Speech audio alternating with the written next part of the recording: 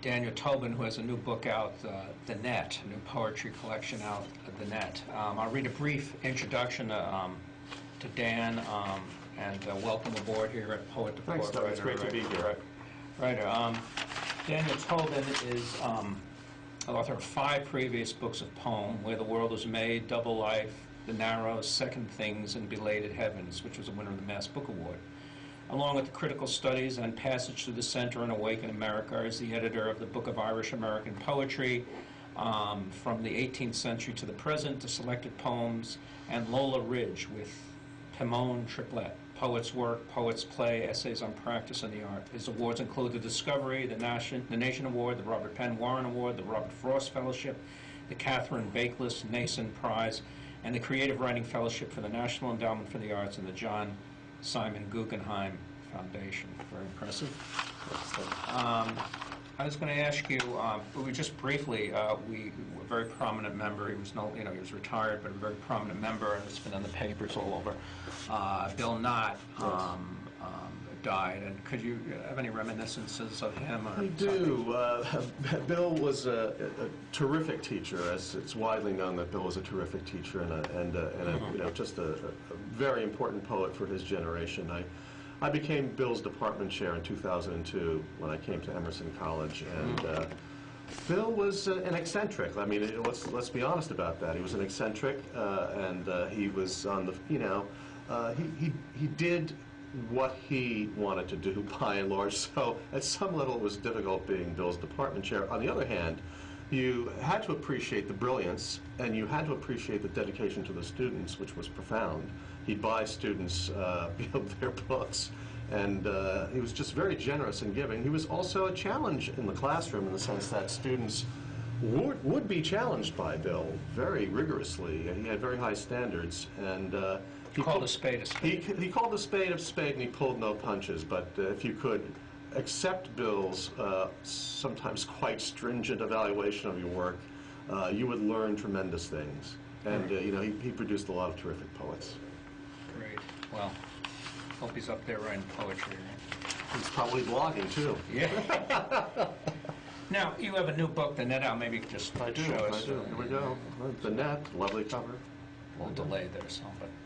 It's a lovely cover, and so just tell me, you've had a number of collections. Tell me about the genesis of this book, and how it came about, the germ of the idea, and all that good stuff. Well, this particular book came out over a number of years, and just looking and seeing what was going on inside the poems. The title of the book came quite late, actually. I had a number of titles which I was not completely satisfied with. And then I saw this pattern of, water imagery, things being connected to each other in ways that are both cosmic and intimate. So there are lots of personal poems in here. There's a number of poems really looking philosophically at, the place of human being, where we are in the world. It has an epigraph from John Donne, which I could just read, sure. Which I think probably, it's meant to be a kind of signpost for the collection. And it's from John Donne's great poem, An Anatomy of the World, and it is, "For of meridians and parallels man hath weaved out a net, and this net thrown upon the heavens, and now they are his own." So I think I wanted that as the sort of signpost to the collection, because it puts us on a sort of on a boundary, on a liminal space between the human consciousness that shapes its view of the heavens and therefore gives us access to the heavens, and what lies beyond our control and our consciousness. So the book operates along in that boundary line between natural world, cosmic space, and internal human space. There are family poems, there are marriage poems, there are love poems, but there's also but there's also more than we see, you think? Yes. Right? Do you believe? I know Woody Allen says, I don't know if there's an afterlife, but I'll bring a change of underwear. Do you believe in an afterlife of any sort, or a spiritual realm? I do, actually, I do. And what that is, obviously, I can't tell you that, but I do believe that given the pervasiveness of suffering in the world, it's hard for me to accept the fact that this is it And it's also hard for me to accept the fact that you can build any moral, much less spiritual view of reality without the understanding that there is something that transcends us, or maybe subtends this existence. So you were brought up a Catholic? I was brought up Catholic. Was that satisfying to you at all? Well, it's satisfying in ways, but I always had arguments with the Catholic Church even when I was pretty young. Certainly by the time I got to high school, I wasn't entirely satisfied. And we know the recent history, so that's, that makes for some serious dissatisfaction and questioning. What I value in it is the tradition of thought and the tradition of a certain kind of devotion and struggle, spiritual struggle. The Catholic writers that I value most are those who themselves were a bit on the fringe. Merton?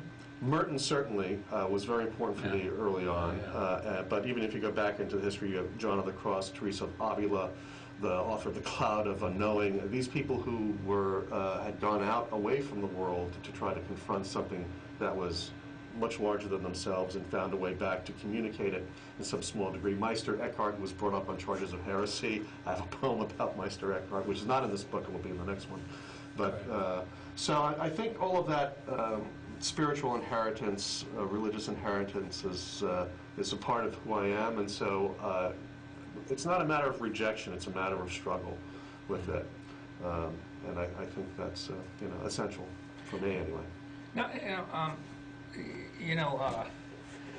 I was reading some of the blurbs and some of the PR material, and it says there's a theme as a connection between, as you were talking about, the metaphysical to the physical. I mean, isn't that a good definition for poetry per se? I think so. Yeah, I think so. So, well, expand. Well, I'll expand a little. Yeah. Poetry inhabits a strange space. It has to be physical. It's physical on the page. When a good poem, when you write a good poem or you read a good poem, it gets inside your body. I mean, we like to think of it as an abstract thing, but good poems, great poems, certainly have rhythms in them. And I'm not talking just about formalist poetry. I'm talking about any poem that you feel inhabits you and that you inhabit, whether it's your own or somebody else's. Has to have a musicality for me, which is primary. So that becomes part of the body. And so at the same time, poems point to, I think, matters of ultimate human questions, really, in their own small ways. And so, consequently, it just seems to me that the poems themselves are kind of boundary spaces. Right. But they're clarified boundary spaces. We use language all the time. But in a poem, it's a rarefied space where the language really is worked.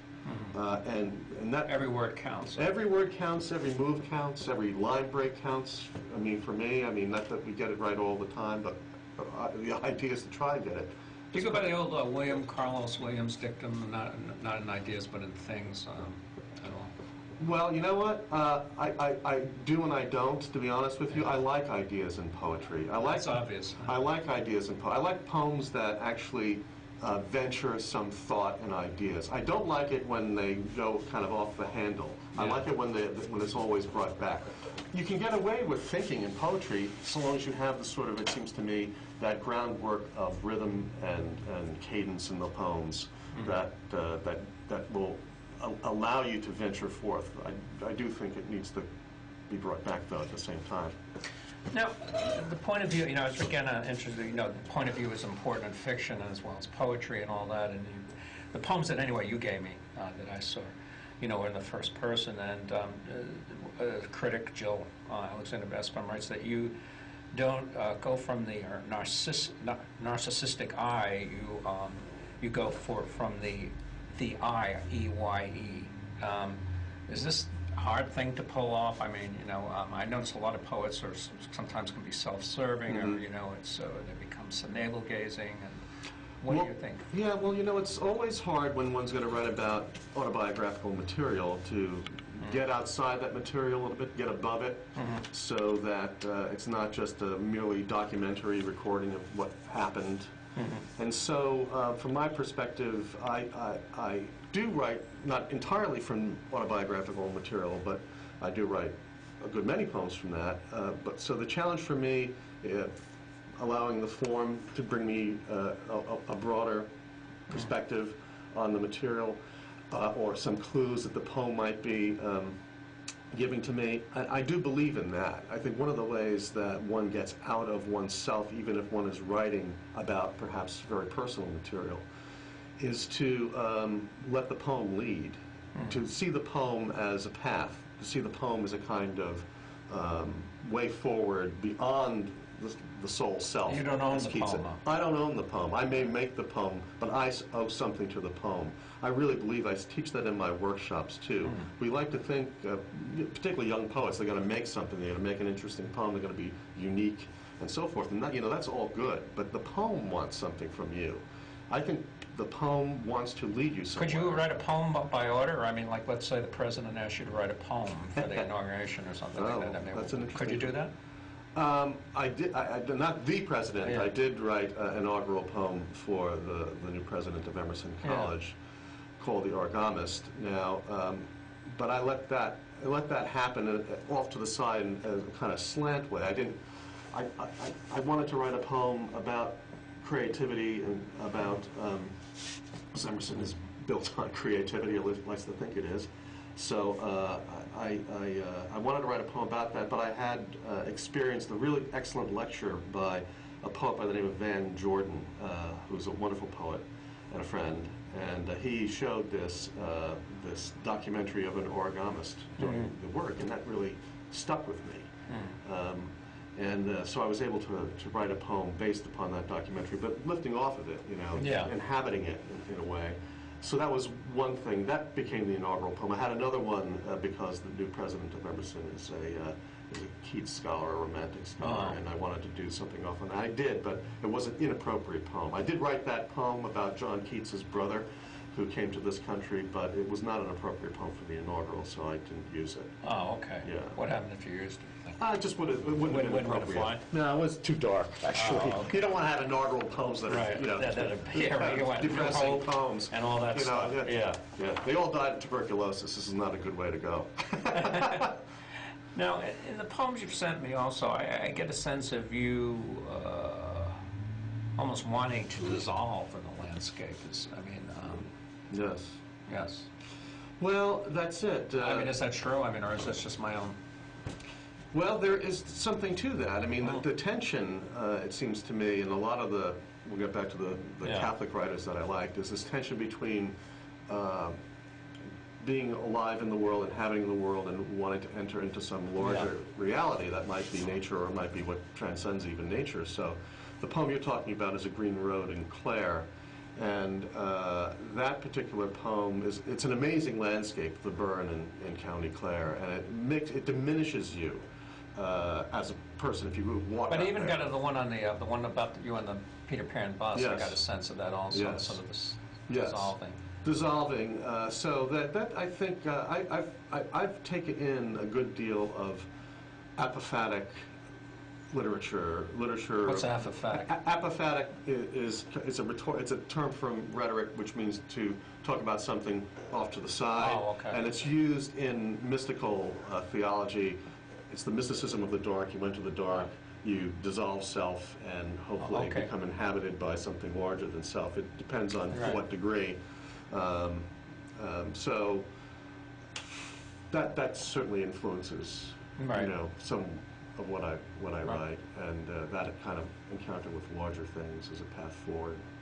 Now, you weren't born with a silver spoon in your mouth. No, I wasn't. Tattered boat shoes and the whole deal. Right? No, You no. were a working class kid from Brooklyn, right? Yep, grew up in an apartment building in Brooklyn. It was How'd you get rid of the accent? Theory? I don't know. I think it's because I moved to Boston in the early 80s to go to school here, and then the awe of New York canceled by the of Boston, and I ended up where I am now, apparently. Right. It wasn't intentional. I didn't take lessons. No. It wasn't imply that you were affected. No, but so I was going to ask you. How did you? Like some people just brought up, and like we interviewed Alan Feldman, whose parents were taking him to Europe, and they were literary people, and blah blah blah. So it's it's not a big deal. So how did you become this? I think it's rather it's unprecedented in my family for sure. My father didn't even have a high school education. His parents died when he was quite young, and so he went to war in World War II. He came back, he got a job, and that was it. He worked as a longshoreman. My mother couldn't go to college. What section of Brooklyn? Red Hook? Bay Ridge. My father grew up in Red Hook, though. Oh, okay. My father grew up in Red Hook. I grew up in Bay Ridge. Okay. So, I mean, that was a real blue-collar What was that area. Arthur Miller play in Red Hook when it was, you know, he fell in love, the father was almost incestuous, had incestuous feelings to his daughter, wanted to marry this other longshoreman. I can't remember the name. I can't remember it. Yeah, but anyway, go sorry. ahead. I'm sorry. No. So, A lot of great literature comes from Brooklyn. Yeah, that's, I mean, Walt Whitman. Yeah, right. Obviously. Right.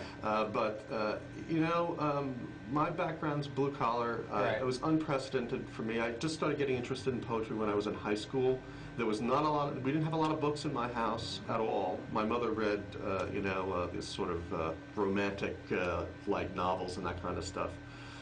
But So there was no encouragement to read? there was encouragement to do well in school, Oh, right, but right. not specifically. I think my parents were flabbergasted that I took the path I took. They wanted me to be Or was a there some dentist or a teacher priest.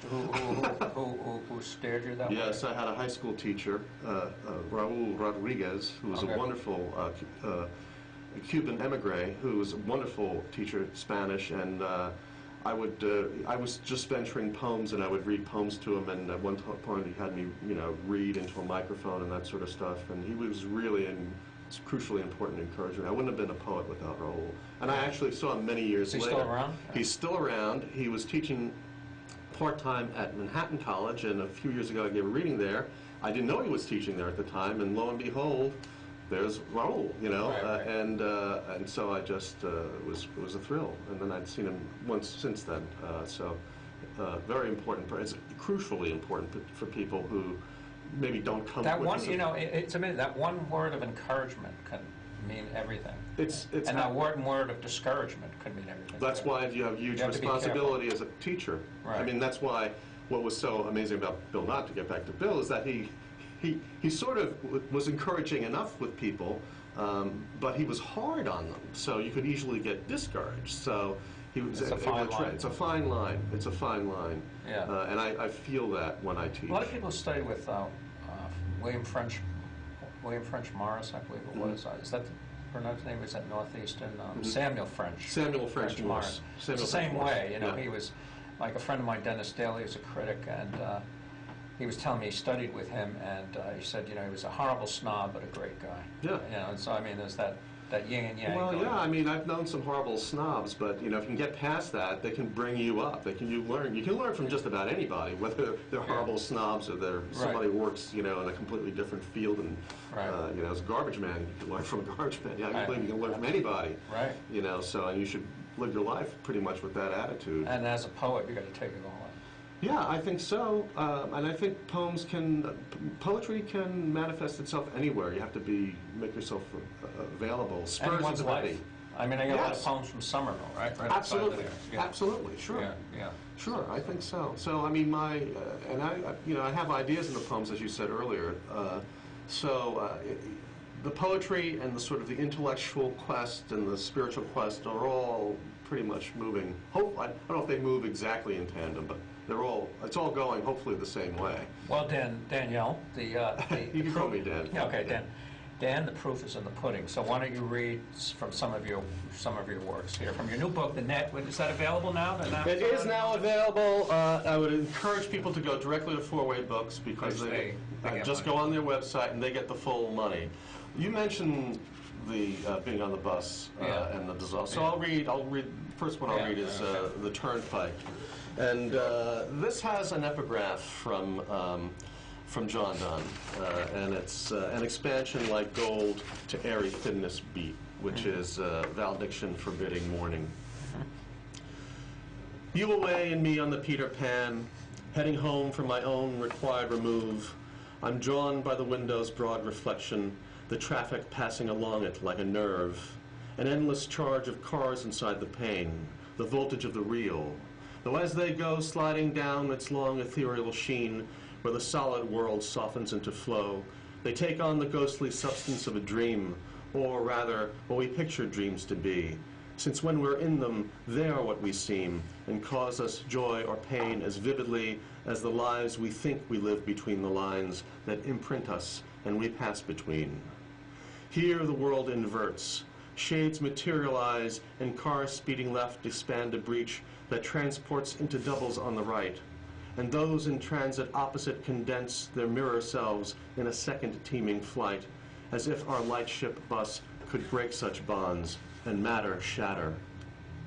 Like all things physical, it's a conjure of parts and energies, a neverland of haunts inside the skull.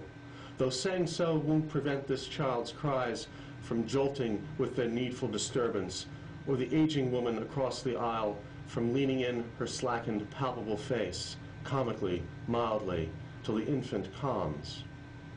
If, as scientists say, we are as hurled stones, as bounded and bound dear by material, and if our minds resolve into a mist we thinly feel to be the actual, then who's to say the rock is not the air it hurtles through, observed from deeper in, not above?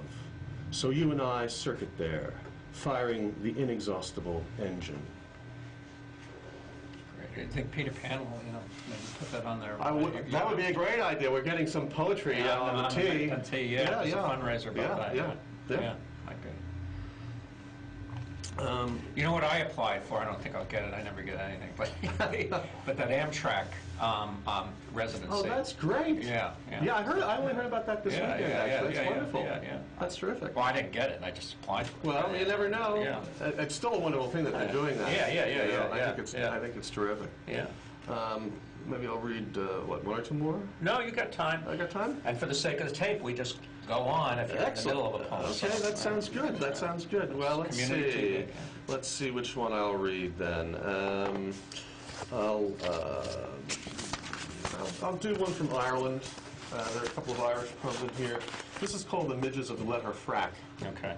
Letter Frack is in Connemara in Ireland, and it was the location of some really unfortunate, sad things in the earlier part of the century, where these boys who were basically orphaned were frankly abused by the people who ran the place. So it's dealing with that. I did go to this. And then they had something with women. They did. The Madeline Laundry is another horrific thing. So this is it's St. Joseph's Cemetery Industrial School, and that's in Letterfrack, and they've done some new things with it. They're trying to make it something exciting and better. So this poem is after encountering that space. We walk up the hammered concrete flight to the gate with its rope latch and black cross, and stand quiet before the graves of the lost boys beaten who died here, kept out of sight for years in these beds, for years unnamed. In new shops, apprentices are turning wood. In yards, the poppies burst like risen blood, and above us, summer's rare azure deepens. Here, the smoky glint of each plaque burnishes its charge to the sun, and suddenly they come dartingly at us, a surge whispering, infinitesimal from some hidden scrum, their wounds in us needling before they fade, their hum in our ears, and nothing to say. I don't know if you've ever experienced midges, but these little small, they're almost like gnats, and they're common to Ireland. They just swarm around your face. I know gnats, yeah. Yeah, so it would be a whole bunch of those, and they were all over the place there. Quite remarkable, really. Yeah. And it just got me thinking that, maybe this is not unlike the souls of these poor kids who we don't know who they are, unnamed. Right. So, looking at, that's maybe an instance where like the natural... Emily Dickinson's The Fly, right? Exactly. Where the natural world gives a clue, or gives, if perhaps only an illusion, but a clue about, the lostness of things, the erasure of things, which is, by the way, like I was saying, it's the prevalence of erasure in our lives, human lives, we encounter it all the time, is why I have to feel I'm not settled with it. I'm not willing to go with that perspective. So the work fights against that a bit. I'm going to read a poem on this note. I'm going to read a poem called Parasitical, and this is a bit odd. There are a number of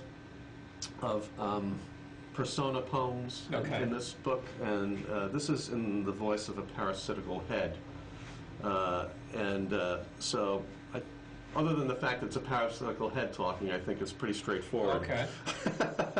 Talking heads. Talking head, yeah. David Byrne.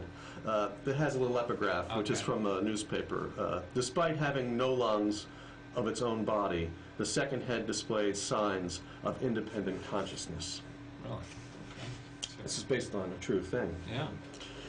The first fiction is I'm talking to you at all, the more amorphous of my own Janus head, the God alive encompassing what has gone and what is coming, though which is hard to say. Did I say my own? I mean ours, my sister twin, the comelier countenance of our mirror linkage, orbital, locked, each turned away one from the other, turned outward each to our own horizon, inverted reflections on the knife edge of a pane. Don't be distracted by my lack of a body, the froth at my mouth, my eyes circling in their sockets like wobbling stars. I, too, keep counsel in our shared skull, the woven vessels of our thoughts, the mutual current of our separateness. Her limbs, her length are mine, wayward from me outwardly. And if you call me the one who follows, dependent, the monster in the blood, think of your own, the seamless bonds inside your boundaries hidden familiarly. Think how each breath lives off another's, so that in another world, another time, we two together, one would be divinity in human form, holiest, a double sun, the crown of the temple's plenum, and I something more than a mask you cut free for love of the other, who of course will die without me. The visage in the bottom of the tray you'll bury to salve yourselves, the scar, the scold, the waste, the link, the lack, your secret face. And is this not formal meter in that?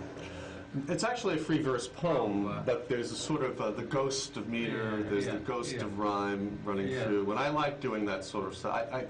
I think I am a formal poet, but not stringently so. I do like form, but I don't want it to right, become so you're sort of frame. emphasizing. The poem, for me, a poem really starts moving when I can hear it, when I get a cadence, and it's not always the same cadence, but that's when I can start drafting a bit more quickly and I'm not struggling so much. When I start to hear that, what I think is the poem's cadence. Do you read out loud to your significant other? Well, not right away, eventually, because she's a poet too, and a fine one, Christine Casson. We try to get her on the show. Do. She has a wonderful We tried once. I don't think she could have done it. Well, I'll ask her. I will. We'll ask her. Absolutely. And every great man is a woman. That's very true. Yeah. That's very true. So, do you have time for one more? Actually, no. But thank you very much, Ben. It was great.